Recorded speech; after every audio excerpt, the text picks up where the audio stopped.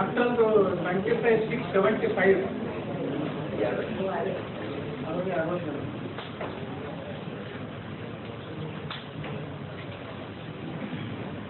ತಮಗೆ ಯಾವ ಥರ ಇದು ಬಿ ಅಂತಂದರೆ ಬಿ ಎದವ್ರು ಬೇಕಾ?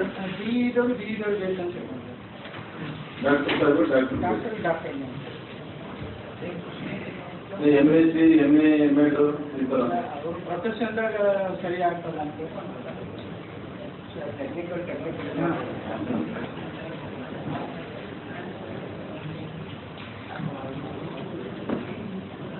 ಏನು ಗೊತ್ತಾ ಎಮ್ ಎ ಬಿ ಎಡ್ ಆಗ್ಯಾರ ಬೆಳಗಾವಿಯಾಗ ಇರ್ತಾರೆ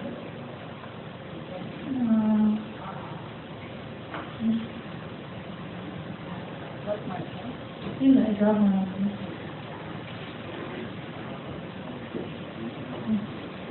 ಅಂಥವ್ರಿಗೆ ಕೊಡ್ತಾರೆ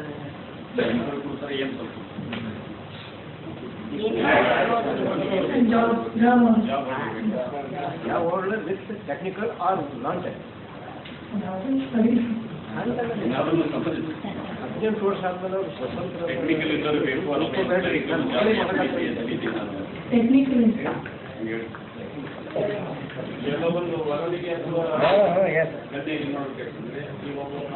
ಯಾಕಂದ್ರೆ ಅವ್ರು ಕೇಳಬೇಕು ಮಾಡ್ಸ್ಕೊಂಡು ಕೊಟ್ಟರೆ ಅನುಕೂಲ ಆಗ್ತಾ ಇದೆ. ಎಂಥವ್ರು ಬೇಕು ಅಥವಾ ಎಸ್ ಡಿ ಸಿದ್ದು ನಡೀತು ಅಥವಾ ಕಾನ್ಸ್ಟೇಬಲ್ ನಡೀತು ಬೇರೆ ಬೇರೆ ಒಂದು ಎಫ್ ಡಿ ಸಿದ್ದು ನಡೀತು ಸೂಪರಿಂಟೆಂಡೆಂಟ್ ಬೇರೆ ಡಿಪಾರ್ಟ್ಮೆಂಟ್ ಇದ್ದರೆ ಅವರಿಗೆ ಸ್ವಲ್ಪ ಬಯೋಡಾಟ ಕೊಟ್ಟರೆ ಸ್ವಲ್ಪ ಅನುಕೂಲ ಆಗ್ತಂತ ನಮ್ಮ ಒಂದು ಅಭಿಪ್ರಾಯ. ಇಲ್ಲಿ ನೋಂದಣಿ ಆಗಿರೋ ಪ್ರಕಾರ ಅವ್ರು ಬಂದು ತಮ್ಮ ಬಯೋಡೇಟನ್ನು ಹೇಳ್ತಾರೆ. ಇಲ್ಲಿ ನೋಂದಣಿ ನಂತರನೂ ಕೂಡ ಇರ್ತದಲ್ಲ ಆಫೀಸ್ ವಿಳಾಸಕ್ಕೆ ಸಂಪರ್ಕಿಸ್ಬೋದು. ಮುಂದೆ ನೋಂದಣಿ ಆದರೆ ಅವರವರು ಹಾಗೆ ಆಗ್ತದ ಒಳ್ಳೆಯದು. ತಮ್ಮದಂತ ಒಂದು ಅನಿಸಿಕೆ ಇದ್ದರೆ ಬಹಳ ಒಳ್ಳೆಯ ಅಭಿಪ್ರಾಯ ಅಂತಕ್ಕಂಥ ನಂದು. ಯಾಕಂದ್ರೆ ಈಗ ಅವರು ಒಬ್ಬರು ಡಾಕ್ಟ್ರು ಒಬ್ಬರು ಇಂಜಿನಿಯರ್ ಅಂತ ಹೇಳಿದ್ರು. ಡಾಕ್ಟ್ರು ಮತ್ತು ಇಂಜಿನಿಯರ್ಸ್ ನಮ್ಮಲ್ಲಿ ನೋಂದಣಿ ಆಗಿ ಒಳ್ಳೆಯದು. ಧನ್ಯವಾದ. ಈಗ ಈ ಒಂದು ವಧುವರರ ಅನ್ವೇಷಣೆ ಕುರಿತಂತೆ ನಮ್ಮ ಹಿರಿಯರಾದಂಥ ವಿ ಆರ್ ಚಾಮರಾವ್ ಅವರು ಕೂಡ ತಮ್ಮೆರಡು ಸಲಹೆಗಳನ್ನು ನೀಡಬೇಕಂತ ಕೇಳಿಕೊಳ್ತಾರೆ. ಇವತ್ತಿನ ದಿವಸ ಇಲ್ಲಿ ವಧುವರರ ಅನ್ವೇಷಣೆಯ ಒಂದು ಸಮಾವೇಶ ಮಾನ್ಯ ಎ ಹೊಸ್ಮನಿಯವರ ನೇತೃತ್ವದಲ್ಲಿ ರೂಪುಗೊಂಡಿದ್ದು ಬಹಳ ಸಂತೋಷದ ವಿಷಯ. ಆದರೆ ಇಲ್ಲಿ ಒಂದು ವಿಶಿಷ್ಟವಾದಂಥ ಒಂದು ಅವಶ್ಯಕತೆ ಇಲ್ಲಿ ಇದ್ದು ಅದನ್ನ ಇವಾಗ ರೂಪುಗೊಂಡಿದೆ, ತಾಳಿದೆ. ಇಲ್ಲಿ ವಿಶೇಷವಾಗಿ ಸಲಹೆ ಕೊಡ್ತಕ್ಕಂಥದ್ದೇನೆಂದ್ರೆ, ಯಾವುದೇ ಒಬ್ಬ ವಧುವರರು ಇಲ್ಲಿ ನೀವು ವೇದಿಕೆ ಮೇಲೆ ಕೇಳೋದಕ್ಕಿಂತಲೂ ನೀವು ಕೊಡ್ತಕ್ಕಂಥ ಸಂಸ್ಥೆಯವರು ಕೊಡ್ತಕ್ಕಂಥ ಒಂದು ಅಪ್ಲಿಕೇಶನ್ಸ್ ಏನು ಇರುತ್ತೆ, ಆ ಅಪ್ಲಿಕೇಶನ್ನಲ್ಲಿ ಇವರು ತಮಗೆ ಇಷ್ಟವಾದಂಥ ಒಂದು ಇಚ್ಛೆಯನ್ನ ಲಿಖಿತ ರೂಪದಲ್ಲಿ ತೋರಿಸಿದ್ರೆ ಈ ರೀತಿ ಪರಸ್ಪರವಾಗಿ ವೇದಿಕೆ ಮೇಲೆ ಬಂದು ತಮ್ಮ ಅಭಿಪ್ರಾಯಗಳನ್ನು ತಿಳಿಸ್ತಕ್ಕಂಥ ಒಂದು ಅವಶ್ಯಕತೆ ಬರೋದಿಲ್ಲ. ಯಾಕೆಂದ್ರೆ ಕೆಲವರು ನಾಚಿಕೊಳ್ಬಹುದು, ಕೆಲವರಿಗೆ ಭಯ ಪಡಬಹುದು. ಆದರೆ ನಿಮ್ಗೆ ಅಪ್ಲಿಕೇಶನ್ದಲ್ಲಿ ಏನು ತೋರಿಸ್ಕೊಡ್ತಾರೆ ಆ ರೀತಿಯಲ್ಲಿ ನೀವು ಅದನ್ನು ವ್ಯವಸ್ಥೆ ಮಾಡಬೇಕು ಅಂತ ನಿಮ್ಮ ಸಂಸ್ಥೆಯವರಿಗೆ ನನ್ನ ಒಂದು ಸಲಹೆ. ಜೈ ಭೀಮ್. ಅವರು ವೇದಿಕೆ ಬಂದು ತಮ್ಮ ಸ್ವಪರಿಚಯವನ್ನು ಮಾಡೋದಕ್ಕೆ ಭಯ ಆಗ್ತಿದ್ರೆ ದಯವಿಟ್ಟು ಇಲ್ಲಿ ವಧುವರರ ಬಗ್ಗೆ ಅಪೇಕ್ಷೆಗಳು ಅಂತಿದೆ, ಅಲ್ಲಿ ಆ ಕಾಲವನ್ನು ತುಂಬಿಕೊಡ್ಬೇಕು. ಡಾಕ್ಟರ್ ಆದವರು ಡಾಕ್ಟರು, ಇಂಜಿನಿಯರ್ ಅಂತಂದ್ರೆ ಇಂಜಿನಿಯರ್ ಹುಡುಗಿನೇ ಬೇಕು, ಅಥವಾ ಬಿ ಎಡ್ ಬಿ ಎಡ್ ಆದವರು ಉದ್ಯೋಗಸ್ಥರು ಬೇಕು ಅಂತಕ್ಕಂಥದ್ದು ಇದು ಒಂದು ಉದ್ದೇಶ. ಇಲ್ಲಿ ವಧುವರರ ಬಗ್ಗೆ ಅಪೇಕ್ಷೆಗಳು ಅಂತಕ್ಕಂಥದ್ದು ದಯವಿಟ್ಟು ತುಂಬಿಕೊಡ್ಬೇಕು ಅಂತೇಳಿ ನಾನು ತಮ್ಮಲ್ಲಿ ಕೇಳಿಕೊಳ್ತಾ ಇದ್ದೇನೆ.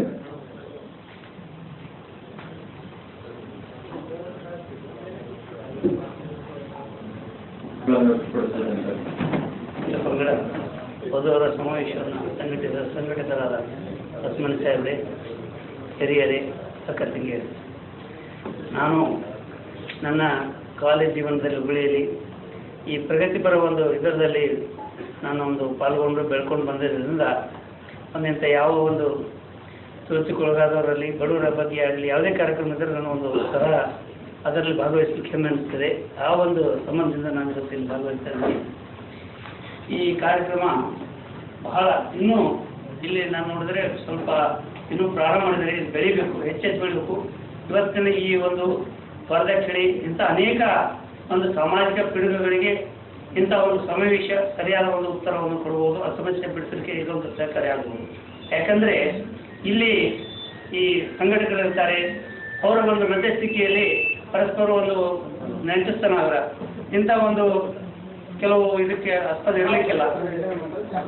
ಈ ಮುಂದುವರೆದ ವರ್ಗ ಅವರೆಲ್ಲ ಇಂಥ ಒಂದು ಸಮಾವೇಶಗಳು ಮಾಡ್ಕೊಂಡು ಅವರು ಬಹಳಷ್ಟು ಒಂದು ಕೇಂದ್ರಗಳೇ ಮಾಡ್ಯಾರ, ಏಜೆಂಟ್ಗಳು ಯಾರ, ಕಮಿಷನ್ ಕೂಡ ಎಲ್ಲ ಮಾಡಿಸ್ತಾರ.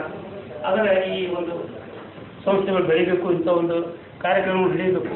ಇಂಥದಕ್ಕೆ ನಮ್ಮ ಸಂಘದ ವತಿಯಿಂದ ನಮ್ಮ ವತಿಯಿಂದ ಯಾವುದೇ ಆರ್ಥಿಕವಾಗಲಿ ಅಥವಾ ಇನ್ನೊಂದು ಸಂಘಟಿತ ಒಂದು ಯಾವುದೇ ಸಹಕಾರ ನಮ್ಮಿಂದ ಅದಂತ ಈ ಮೂಲಕ ಹೇಳ್ತೀನಿ. ಮತ್ತು ತಾಲೂಕಾ ಮಟ್ಟದಲ್ಲಾದರೆ ನಾನು ಆಳಂ ತಾಲೂಕಾ, ಅಲ್ಲಿ ನೀವು ಸಂಘಟಿಸ್ತಾರೆ, ಅದರ ಪೂರ್ಣ ಜವಾಬ್ದಾರಿ ನಾನು ಹೊರ್ತೀನಿ. ಅದು ಯಾವುದೇ ಖರ್ಚು ಬರಲಿ ಏನೇ ಬರಲಿ ನಾನು ಸ್ವಂತ ನನ್ನ ಖರ್ಚಿನಲ್ಲಿ ಅದನ್ನು ನಾನು ಮಾಡ್ತೀನಿ. ಅಲ್ಲಿ ತಾವು ಮಾಡಿಕೊಟ್ರೆ ಅಲ್ಲಿ ನಮ್ಮ ದಲಿತ ಬಾಂಧವರಲ್ಲೆಲ್ಲ ಸಂಘಟನೆಗಳಿದ್ದಾವೆ, ಅವ್ರ ಸಹಕಾರ, ನಿಮ್ಮ ಸಹಕಾರ, ಮತ್ತು ನಾವು ಆರ್ಥಿಕವಾಗಿ ಯಾವುದು ಎಷ್ಟು ಬೇಕು ಏನು ನಾನು ಒಬ್ಬನೇ ಕೊಟ್ಟು ಅದನ್ನು ಮಾಡಿಕೊಡ್ತೀನಿ ಅಂತ ಒಂದು ಹೇಳಿ ಇಲ್ಲಿ ನನಗೆ ಮಾತಾಡೋಕ್ಕೆ ಅವಕಾಶ ಕೊಟ್ಟ ಸಂಘಟಕರಿಗೆ ವಂದಿಸಿ ತಮ್ಮೆಲ್ಲರಿಗೂ ವಂದಿಸಿ ಬಂದವರು ಕೂಡ ಈ ತರ ಅನ್ವೇಷಣೆ ಕೇಂದ್ರ ವತಿಯಿಂದ ಸಮಾವೇಶಗಳು ನಡೆಸಿದ್ರೆ ನಾವು ಎಲ್ಲ ಅನುಮಾನ ಜನ ಸಹಾಯ ಮಾಡ್ತಿರ್ತಕ್ಕಂಥ ಒಂದು ಒಳ್ಳೆಯ ಆಶೆಯನ್ನು ವ್ಯಕ್ತಪಡಿಸಿರ್ತಕ್ಕಂಥ ಜಿಲ್ಲಾ ನ್ಯಾಯವಾದಿಗಳ ಸಂಘದ ಅಧ್ಯಕ್ಷರಂತ ಕಲಬುರ್ಗಿ ಅವರಿಗೆ ಧನ್ಯವಾದಗಳು.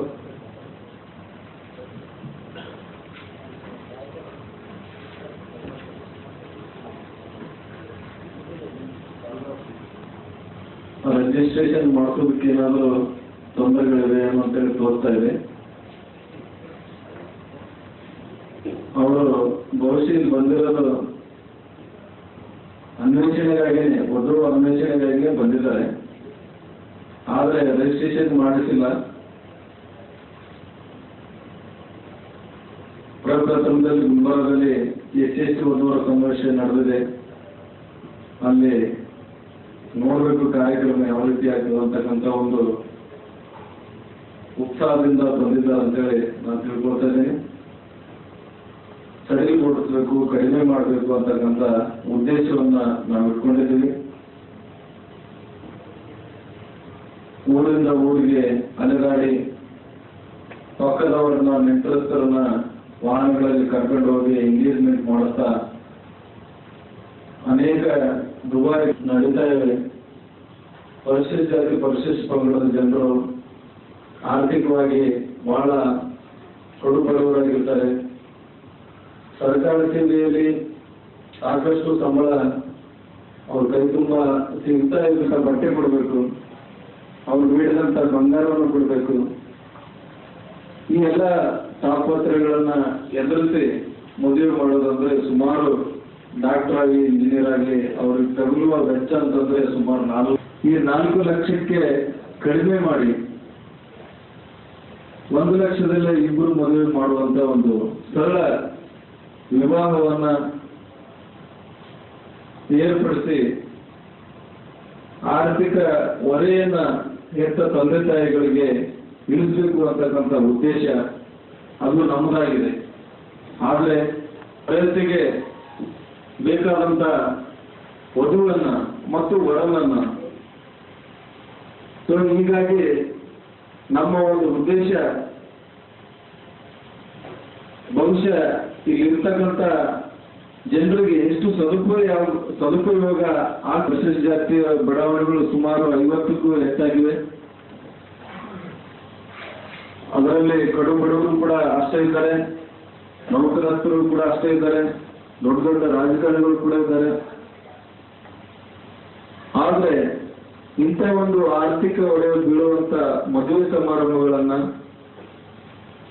ಕಡಿಮೆ ಮಾಡಿ ಮದುವೆ ಸಮಾರಂಭಗಳನ್ನ ಏರ್ಪಡಿಸಿ ಆರ್ಥಿಕ ಹೊರೆಯನ್ನ ಕಡಿಮೆ ಮಾಡುವ ಈ ಕಾರ್ಯಕ್ರಮ, ಈ ಸಂಸ್ಥೆ ಸದುದ್ದೇಶ ಸಫಲವಾಗಲಿಕ್ಕೆ ಸಾಧ್ಯ ಅಂತಕ್ಕಂಥ ನನ್ನ ಒಂದು ಉದ್ದೇಶ ಆಗಿದೆ. ಅದಕ್ಕಾಗಿ ಈ ಸಂಸ್ಥೆಗೆ ಕಳೆದ ಒಂದು 5-6 ತಿಂಗಳಿಂದ ಕೊಡುಬಡವರು ಆಗಲಿ ಅಥವಾ ಸರ್ಕಾರಿ ನೌಕರರಾಗಲಿ, ಬಿಸ್ನೆಸ್ ಮೆನ್ ಆಗಲಿ ಅಥವಾ ನ್ಯಾಯವಾದಿಗಳಾಗಲಿ ಯಾವುದೇ ಪ್ರವೃತ್ತಿಯಲ್ಲಿ ವೃತ್ತಿಯಲ್ಲಿ ತೊಡಗಿರ್ತಕ್ಕಂಥವರಿಗೆ ಅನುಕೂಲ ಆಗಲಿ ಅಂತಕ್ಕಂಥ ಉದ್ದೇಶದಿಂದ ನಾವು ಇಂಥ ಕಾರ್ಯಕ್ರಮಗಳನ್ನು ಏರ್ಪಡಿಸ್ತಾ ಇದ್ದೇವೆ. ನಾವು ಈ ಅಫ್ಜಲ್ಪುರ್ ಅಂದರೆ ಯುರೋಪ್ ಕಾರ್ಯಾಲಯವನ್ನು ಕೂಡ ಪ್ರಾರಂಭಿಸಿದ್ದೇವೆ. ನೋಂದಣಿಯನ್ನ ತಾವು ಮಾಡಿಸ್ಬೇಕು. ನಾವು ಈ ನೋಂದಣಿಗಾಗಿ ಕೇವಲ 450 ರೂಪಾಯಿಗಳನ್ನು ಮಾತ್ರ ನಾವು ತೆಗೆದುಕೊಳ್ತಾ ಇದ್ದೇವೆ.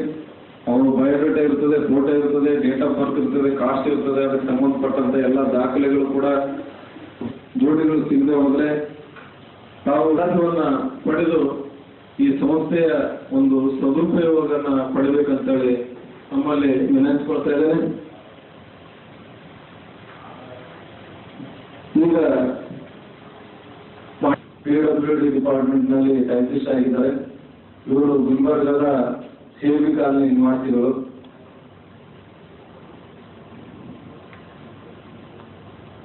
ಇವರು ದಯವಿಟ್ಟು ವೇದಿಕೆಗೆ ಬಂದು ತಮ್ಮ ಪರಿಚಯ ಮಾಡಿಕೊಳ್ಬೇಕು. ಇಲ್ಲ, ನಿಮ್ಮ ಹೆಸರು, ನೀವು ಎಲ್ಲಿರ್ತೀರಿ, ನಿಮ್ಮ ಉದ್ಯೋಗ, ಅದನ್ನೆಲ್ಲ ಹೇಳ. ಗೌರ್ಮೆಂಟ್ ಸರ್ವಿಸ್ ಅಂದರೆ typist of PWD department.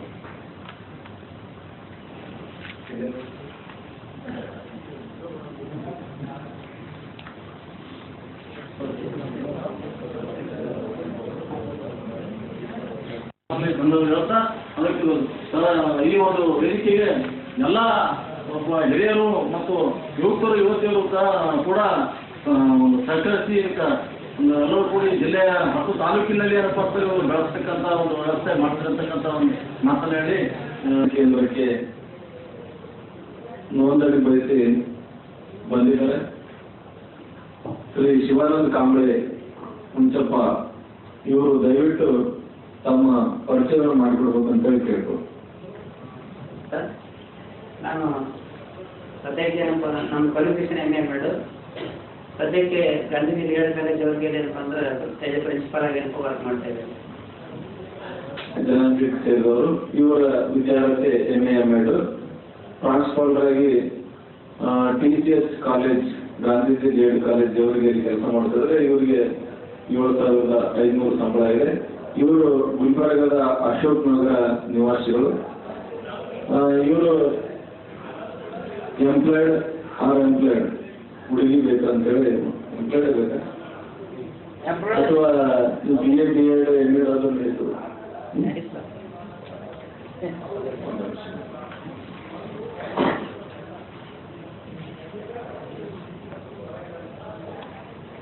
Gulbarga Ashok ನಗರದವರು. ಈಗ ತಾವು ಪರಿಚಯಿಸಿದಂಗೆ ಹೇಮಲತಾ ಕೋಳ್ಕರ್ ಅಂತೇಳಿ ಅವರು MA BEd ಪಾಸ್ ಆಗಿದ್ದಾರೆ. 28 ವಯಸ್ಸು, ಇವ್ರದ್ದು 31 ವಯಸ್ಸು.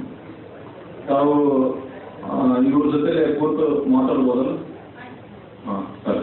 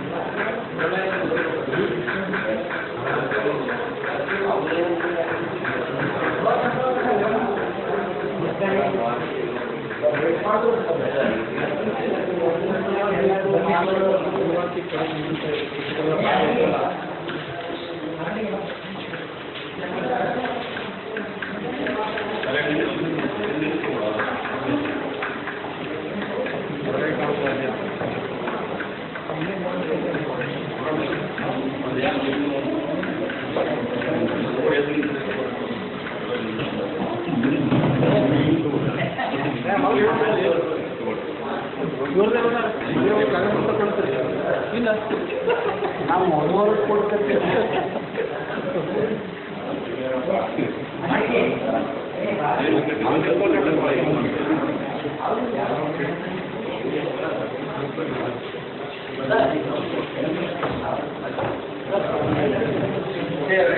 ಮಾಡ್ತಾರೆ ನೋಡ್ರಿ, ಅದೇ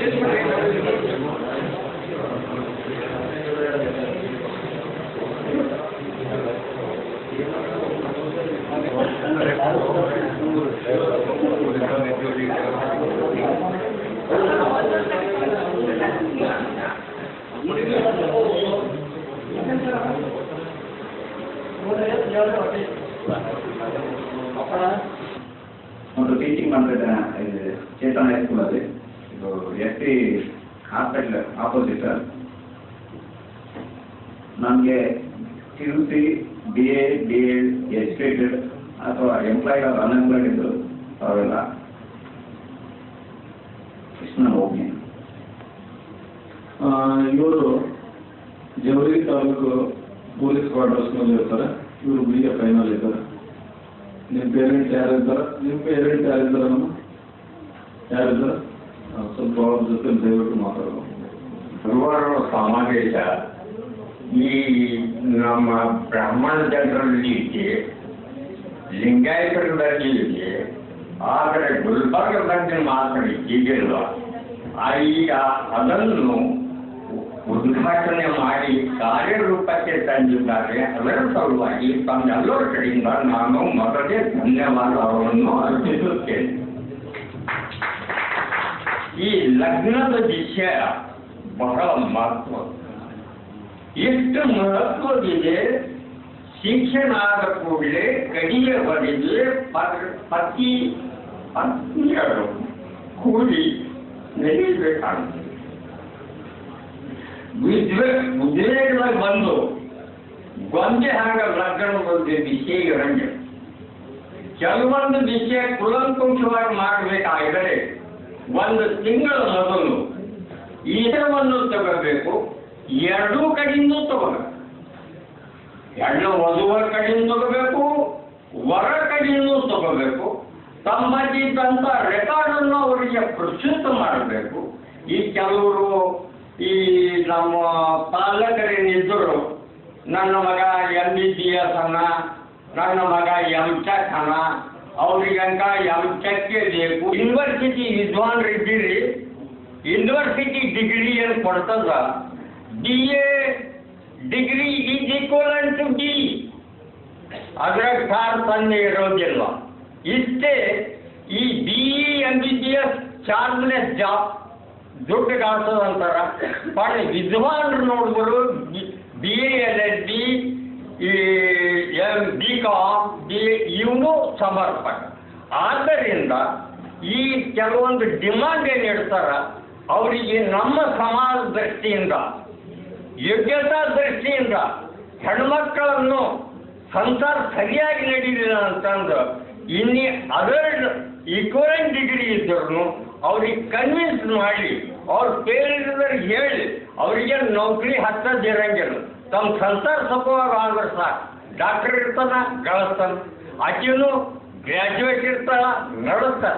ಈ ದೃಷ್ಟಿಕೋನದಿಂದ ಅವ್ರ ಅಭಿಪ್ರಾಯ ಕೇಳಿ ಕನ್ವಿನ್ಸ್ ಮಾಡೋ ಜವಾಬ್ದಾರಿ ಕೂಡ ಈ ನಮ್ಮ ಸಂಸ್ಥೆ. ಮತ್ತೊಂದು ಸಜೆಷನ್ ಕೊಡ್ತೀನಿ ತಮ್ಗೆ. ಈ ಸಂಸ್ಥೆಗೆ ಇನ್ಫಾರ್ಮೇಶನ್ ಸಿಗ್ಬೇಕಾಯ್ತು. ಇಂಪಾರ್ಟೆಂಟ್ ಟರ್ಮ್ಸ್ ಒಂದು ಈ ನಮ್ಮ ಸಮಾಜ ಹುಡುಗಿಯರು ಕಲ್ತಿದ್ದಾರೆ, ಹುಡುಗಿಯರು ಕಲ್ತಿದ್ದಾರೆ. ಆದರೆ ಈ ಮಹಿಳಾ ಅಭಿವೃದ್ಧಿ ಪ್ರಕಾರ ಅವರನ್ನು ಹೆಚ್ಚು ಪ್ರಿಫರೆನ್ಸ್ ಕೊಡೋದು. ಈಗ ಎಲ್ಲರೂ ಡೌರಿ ಸಿಸ್ಟಮ್ ಅಂತಂದ್ರು, ಟು ಟೇಕ್ ದ ಡೌರಿ ಹುಂಡ is a crime, they will be punished. ಇದು LLB ಥರ ವಿಚಾರ ಮಾಡ್ರಿ. ಈ ದಲಿತರದಾಗ ಮದುವೆ ಇರ್ಲಕ್ಕೆ ಸ್ವಲ್ಪ ರೊಕ್ಕ, ಅದ್ರಾಗ ಹುಂಡ ಬೇಕಂತಾರ. ಹುಂಡ ಯಾರಪ್ಪನ ಸ್ವತ್ತಂತ? ಅರೇ ನೀವು ಹುಟ್ಟಿರಿ ಅದಿಂದು, ನಿಮ್ಮ ಆಸ್ತಿ ಏನಿತ್ತು ಮೊದಲಿಂದು? ಡೋಂಟ್ ಗೋ ಫಾರ್ ದ ಹುಂಡ. ಹುಂಡಕ್ಕೆ ಯಾರ್ಯಾದ್ರೆ ಇಂಥ ನಮ್ಮ ತರುಣರು, ಸಂಘಟನೆ ನಡೆಸೋರು, ಪೊಲೀಸ್ ಕೇಸ್ ಮಾಡಿ ಅವ್ರಿಗೆ ಕೋರ್ಟಿಗೆ ಹೇಳ್ಕೊಂಡ್ತೀವಿ, ಅವ್ರು punish. It is your government duty of this house. It is ಅದೇ ಬಗ್ಗೆ ಹೇಳ್ತೀನಿ ಅಂತ ಅಂದ್ಬೇಡ್ರಿ, ವಿಚಾರ ಮಾಡ್ರಿ. ನಮ್ಮ ದಲಿತರದಾಗ ಲಗ್ನ ಅಂತ ಈಗ ಸರ್ ಹೇಳಿದ್ರು ಒಬ್ಬರು, ಏನು ಕೊಡ್ತೀರಿ? 50 ಸಾರಿ ಊರ ಹುಂಡ. ಏನು ನಿಮ್ಮ ಅಪ್ಪಂದ ಎಷ್ಟು ಕಷ್ಟಪಡ್ತಾನವ, ನೌಕರಿ ಮಾಡ್ತಾನ, ಮಕ್ಕಳಿಗೆ ಸಲುತ್ತಾನ, ವಿದ್ಯಾಭ್ಯಾಸ ಕೊಡ್ತಾನ, ಅದ್ರಾಗ ನೀವು ಹುಂಡ. ಅದೇ ನೀವು ಹೇಳ್ತೀನಿ ಸರ್ಕಾರಿ ನೌಕರಿ. ಅದೇ ಸರ್ಕಾರಿ ನೌಕರಿ ಎಷ್ಟು ವರ್ಷದ್ದು? 30-35 ವರ್ಷ. ಅಲ್ಲಿಂದ ಮನೆಗೆ ಹೋಗಲೇಬೇಕಾಗ್ತದೆ. ಅವ್ರ ಜಂಗಮ ಆಸ್ತಿ ಏನದ, ದಟ್ ಈಸ್ ಇನ್ಮೂವೇಬಲ್ ಪ್ರಾಪರ್ಟಿ. ಅವ್ರ ಆಸ್ತಿ ಬಂತರು ಇಬ್ಬರು, ಅಥವಾ ಉಳ್ದ ತಿಂತಲೂ ಚಲೋ ಇಬ್ಬರು, ಒಂದು ಸ್ವಲ್ಪ ಹೊಲ ಆಗಲಿ ಮನೆ ಆಗಲಿ, ಅವ್ರ ಸಂಸ್ಕೃತಿ ಏನದ, ಸಾಮಾಜಿಕ ದೃಷ್ಟಿಯಿಂದ ಒಳ್ಳೆ ಇದ್ದಾರೆ. ಅವ್ರ ಜೀವನ ಉಪಯೋಗ. ನಾವು ಗಂಡಸು ಮಕ್ಕಳಿಗೆ 11 ರೂಪಾಯಿ ತಗೋರಿ, ಈಗ ನೀವು 12 ಅಂತಿದ್ರು. ಈ ರೀತಿ ಜನಾಂಗ ಈಗ ವಿಪರೀತ ಆಗ್ಯದ. ಆದ್ದರಿಂದ ಈ ಸಂಸ್ಥಾದಾಗ ಎಲ್ಲ ವಿದ್ವಾಂಸರು ಇದ್ದೀರಿ. ಹೆಚ್ಚು ಈ ಒಂದು ಸಂಸ್ಥೆ ಕಾರ್ಯ ಅತ್ಯಂತ ಅನಿವಾರ್ಯ ಮತ್ತು ಅವಶ್ಯಕತೆ ನಮ್ಮ ಸಮಾಜಕ್ಕಿದೆ. ಏಕೆಂತಂದ್ರೆ ಉಳಿದ ಸಮಾಜದಲ್ಲಿ ಮತ್ತು ನಮ್ಮ ಸಮಾಜದಲ್ಲಿ ಇರ್ತಕ್ಕಂಥ ಅಂತರವನ್ನ ನೋಡಿಕೊಂಡಾಗ ಈ ವಧುವರರ ಅನ್ವೇಷಣೆಯ ಒಂದು ಅವಶ್ಯಕತೆ ಹೆಚ್ಚಿದಾಗಿದೆ ಅಂತಕ್ಕಂಥದನ್ನ ನಾನು ಭಾವಿಸ್ಕೊಂಡಿದ್ದೀನಿ. ವಿಚ್ಛೇದನಗೊಳಗಾದಂಥವರ ವಿವಾಹ ಬಗ್ಗೆ ಆಗಲಿ ಇಲ್ಲಿ ಪ್ರಸ್ತಾವನೆಗಳನ್ನು ಬಂದಿದ್ದು, ಇವುಗಳನ್ನೆಲ್ಲವುಗಳನ್ನ ಕ್ರೋಢೀಕರಿಸಿಕೊಂಡು ಮಾನ್ಯ ಹೊಸಮನಿಯವರಾಗಲಿ, ಮಾಂಡೇಶ್ವರವರಾಗಲಿ ಅಥವಾ ಅವ್ರ ಸಂಘದವರಾಗಲಿ ಕೆಳಮಟ್ಟದಿಂದ ಅಂದರೆ ತಾಲೂಕಾ, ಹೋಬಳಿ ಈ ಒಂದು ಘಟಕದ ಒಂದು ಮಾಹಿತಿಯನ್ನು ಕ್ರೋಢೀಕರಿಸಿಕೊಂಡು, ಜೊತೆಗೆ ಅವರಿರ್ತಕ್ಕಂಥ ಒಂದು ಪರಿಸರಕ್ಕೂ ಕೂಡ ಖುದ್ದಾಗಿ ಸಾಧ್ಯವಾದರೆ ಅವರನ್ನ ಪರಿಶೀಲಿಸಿಕೊಂಡು ಇಬ್ಬರ ಮಧ್ಯದಲ್ಲಿ ಇಂತಿಂಥ ಕ್ವಾಲಿಟಿ ಕ್ವಾಂಟಿಟಿ ನಂಬರ್ಸ್ಗಳಿಗೆ ಇಂತಿಂಥ ಕ್ವಾಲಿಟಿ ಕ್ವಾಂಟಿಟಿಗಳನ್ನು ಹೊಂದಾಣಿಕೆ ಆಗ್ಬೋದು ಅಂತಕ್ಕಂಥದ್ದನ್ನು ಈ ಸಂಸ್ಥೆಯವರು ಮನಗಂಡು, ತದನಂತರ ಏನದ ಅಂತಂದರೆ ಅವರಿಗೆ